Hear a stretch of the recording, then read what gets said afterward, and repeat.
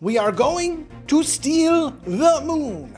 No, I'm just kidding, but we're gonna launch a rocket to the moon in the middle of next month, and it's probably gonna impact a lot of people's cruise travel out of the Port Canaveral area, so we need to talk about it. Plus, ground has officially been broken on a brand new Alaska cruise port up in Whittier, and Grand Turk, which was damaged by Hurricane Fiona.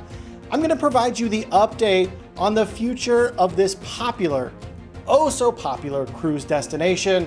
Plus, in our last episode, we talked about Bermuda causing problems for cruisers, and it seems like Carnival Cruise Line agrees with me as they have some specific sailing requirements for anybody cruising Carnival into Bermuda.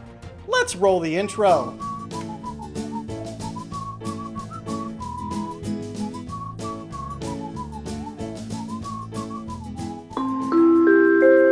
Hey, welcome to the Midships channel. I'm your Captain Corey, and thank you so much for putting up with these dark sunglasses today. I've got an eyeball that nobody wants to see, so we're just gonna hide it back here behind these sunglasses. All right, now that we've got the obvious weird thing out of the way, happy hump day. It's a beautiful day down here in Central Florida, and who could blame somebody for wanting to come and stay in Florida for a night or two before their cruise, right? Well, there's going to be a lot more people joining the cruisers here on November 14th because at 12:07 a.m. or 7 minutes after midnight for those of you not keeping up, NASA will again attempt to launch their Artemis moon rocket, that big orange and white chunky boy that's supposed to take us back up to the cheesy surface of the moon.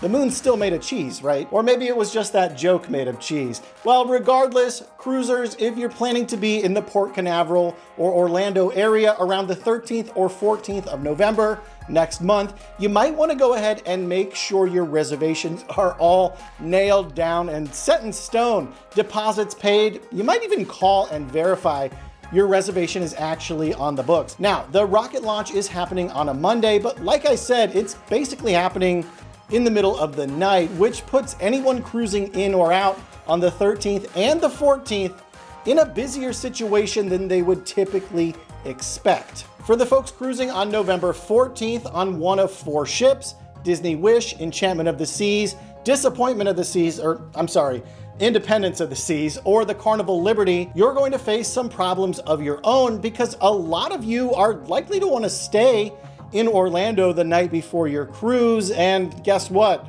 There's suddenly 30,000 rocket launch viewers that also want to stay here. So you might want to go out and make your reservation for a hotel, transportation, dining right now, like as soon as this video is over. Just top tip. All right, we need to talk about a new cruise port being built in Alaska, another place to spend some time and money.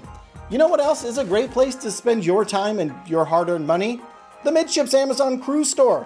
I spent a little bit of time earlier today updating, changing out some products. I've gone ahead and ordered a few of them so I can test them out myself before I fully recommend them to you. If you want to shop for some of the amazing cruise essentials I always take with me and some really cool t-shirts, there's a link in the description below. It's the best way to support this channel. Now let's turn our attention very far north and very far west to the town of Whittier, Alaska, where construction has just begun on a planned cruise port, being funded by Norwegian Cruise Line and a local company named Hoonah Totem Corporation.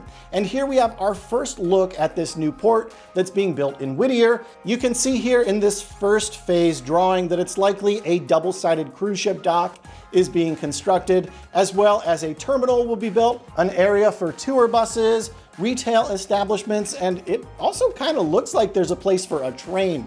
Let me know what you think if I'm on the right track there.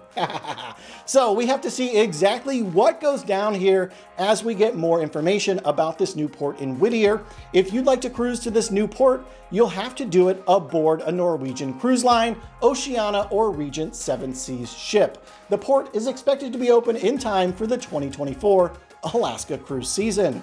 Right, moving on, our next cruise news story is about the hurricane-damaged port of Grand Turk in the Turks and Caicos. It's one of my all-time favorite cruise destinations in the Eastern Caribbean, and following a direct hit from Hurricane Fiona, Grand Turk remained closed to cruises after significant damage was done to their dock.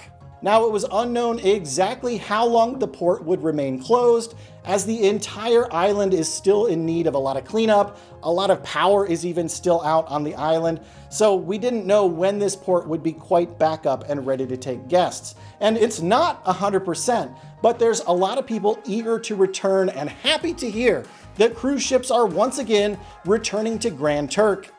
Tomorrow, as a matter of fact, Carnival has several ships that will call there in the coming days, as well as the likes of Celebrity, Holland America, and Princess all have calls planned to Grand Turk in the coming weeks. Oh man, I am really excited that Grand Turk is back open. It's one of the most beautiful stops in the Eastern Caribbean. There's so much to do there in port.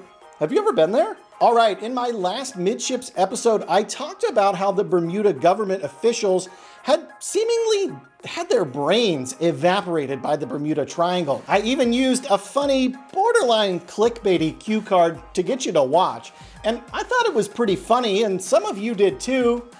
Others not so much. We won't talk about those comments, but regardless, it was meant to highlight the pain point that Bermuda is forcing upon cruisers and cruise lines. And it seems like there's a lot of people who agree with me that it's unnecessary and unreasonable. So much so that there's been enough complaints to Carnival that their brand ambassador, John Heald, has been forced to admit that there are even petitions circulating online signed by hundreds of Carnival cruisers to take Bermuda off the cruise itineraries for Carnival until the local government changes their ways and does away with the travel authorization charges. However, Carnival Cruise Line doesn't want to take any risks because of how difficult Bermuda has been to work with. So, the next couple of months, unvaccinated cruisers will still need to test if your cruise goes to Bermuda. And that's for Carnival cruisers only, I would like to note. Ha! Well, there you have it. Let me know your opinion down below. Should Carnival take Bermuda off of their cruise schedules until they change their way?